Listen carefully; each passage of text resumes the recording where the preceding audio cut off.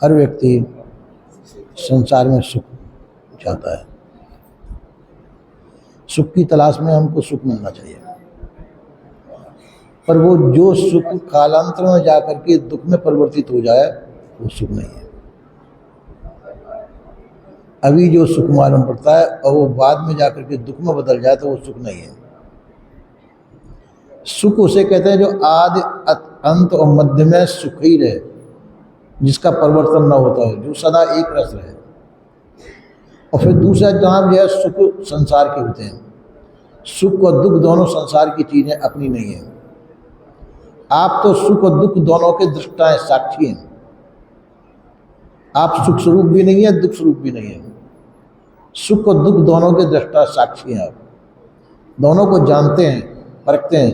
जानी हुई चीज़ आप नहीं हो सकते, आप जानने वाले हैं। ऐसा सोच करके लोग बात कहते हैं कि हमारा ध्यान नहीं लगता है, भजन में हमारा ध्यान नहीं लगता, तो ये अपनी कमी मानी हम जाती है। क्योंकि हम संसार में लगे हुए इतनी बुरी तरह से फंसे हुए हैं संसार में से, हम निकलने का वो साहस नहीं करते। हमारे अंदर बाहर सब जगह संसार ही बसा हुआ है और उस संसार से हम निकलना चाहते भी नहीं है। हमारी स्वयं इच्छा नहीं होती कि हम संसार से निकलें। तो जबकि हम संसार तो जड़ है, संसार क्या निकालेगा। तो इसीलिए जो है हम स्वयं संसार में फंसे हुए हैं, संसार को बहुत अच्छी तरह से पकड़ा हुआ हमने संसार। तो इसी प्रकार से कहते हैं कि एक धोबी था, गधों पे कम्बल लाद के ले जा रहा था। कम्बल का वजन काफ़ी था।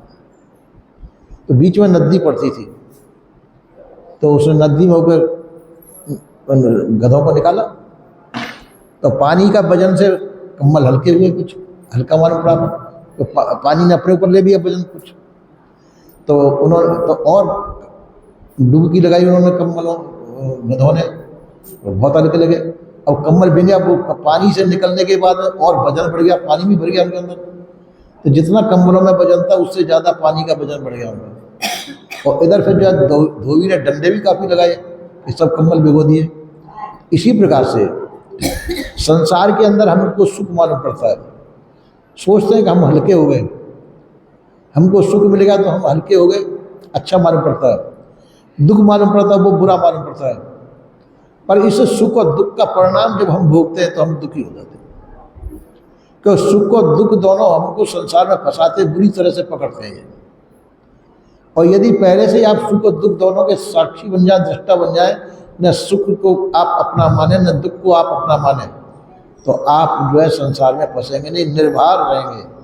कोई प्रकार का भार आपके ऊपर नहीं रहेगा। हम संसार को खुद फंस करके उसका भार अपने ऊपर ले लेते हैं।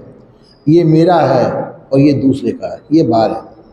ये मेरा है, मैं और मोर तोर ते माया, मैं और मेरा तू और तेरा, यही माया का रूप है।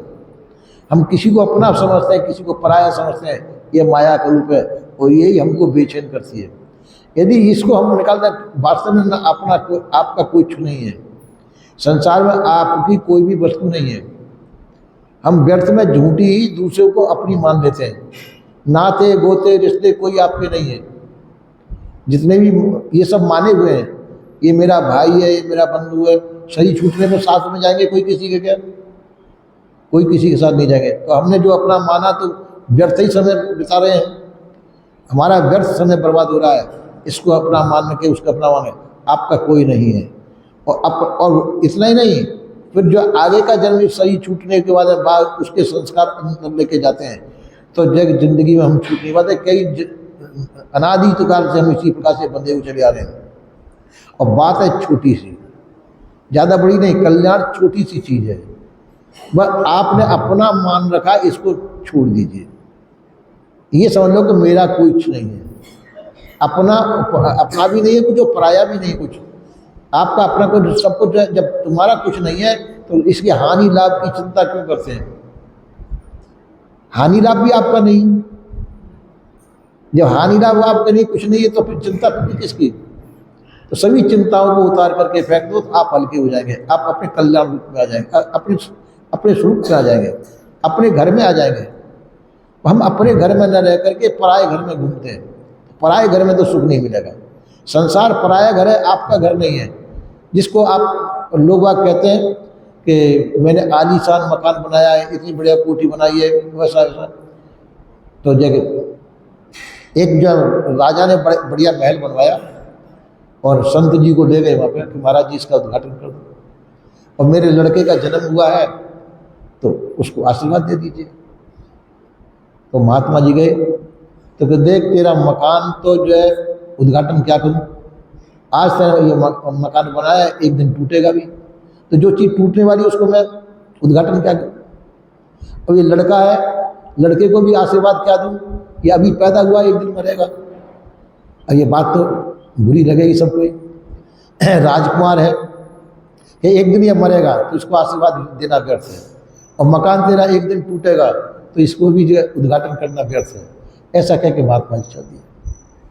राजा को बड़ा दुख हुआ कि मैंने महात्मा जी को उद्घाटन करने के लिए और बच्चे को आशीर्वाद देने के लिए बुलाया था, महात्मा जी तो क्या कह के गए। पर वो समझ नहीं पाया। फिर मंत्री ने समझाया कि वास्तव में महात्मा जी सही कह के गए कि गलत कह के गए। पुत्र है, जब हम तुम सभी नाश हुए, अपने बाबा परबाबा सबका नाश हुआ, सबका सही छूटता है, तो बच्चा भी नाश होगा एक दिन। तो क्या बुरा कहा कि मकान है, इसी में मकान भी एक दिन टूटेगा। हर चीज़ जो बनती है, जो बिगड़ती है, इसमें महात्मा जी ने कोई गलत नहीं कहा। इसी प्रकार से हम जो है गलत और सही की परिभाषा हमारी गलत है। सही क्या है? आप सही हैं, आप स्वयं अपने आप में सही हैं, आप गलत नहीं हैं। पर आपने जो अपना माना है ये गलत है। जिसको आपने अपना मान लिया ये गलत है। ये अपना मानना छोड़ दीजिए, आपका कुछ नहीं है, सब चीज़ संसार की है।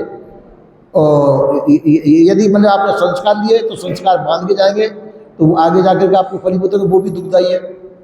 तो इसलिए सब कुछ यहीं छोड़ दीजिए, यहाँ के यहीं छोड़ दीजिए तो आप सुखी हो जाएंगे। एक महात्मा थे यहाँ पर संपूर्ण साहब करके, तो जाके क्या करते थे, रोज सो के उठते थे, अपने बिस्तर को बिल्कुल बोरी बांध करके कुटी उठाते थे, जब आ जाए लेके चल जाए, कुछ करना ना पड़े।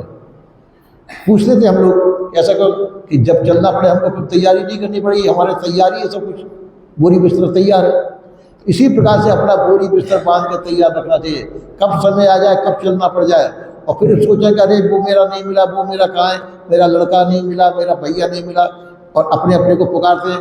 उस समय चित्तवृत्ति चंचल होती है और उस समय गलत निर्णय होता है, और गलत निर्णय में गलत जगह पे हम पहुँचते हैं।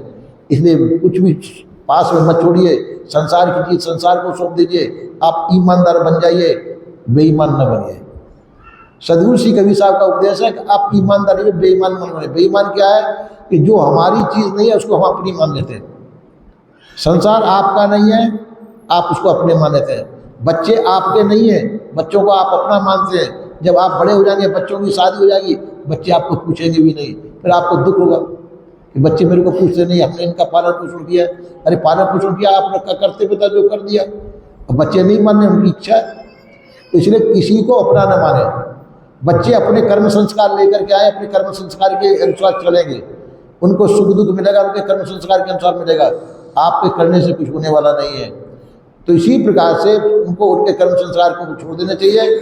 समझाने की चीज़ समझा दी और नहीं समझते हो तो उसमें दुख नहीं मानना चाहिए। उनकी चीज़ उनके ऊपर छोड़ करके अपने को स्वतंत्र कर लेना चाहिए। आप स्वतंत्र स्वाधीन रहिए, आपके आप ही है, आपके अलावा आपका कोई नहीं है। संसार में समझ लो मेरा कोई नहीं है। न माना हुआ ब्रह्म परमात्मा आपका कुछ भला कर सकता है, न नाती बेटे पोते आपका कुछ भला कर सकते हैं, लेकिन कोई आपका कुछ नहीं करने वाला है। अपने आप में शांत होइए। ये संत सदगुरु श्री कबीर साहब का उपदेश है। बोलिए श्री सदगुरुदेव।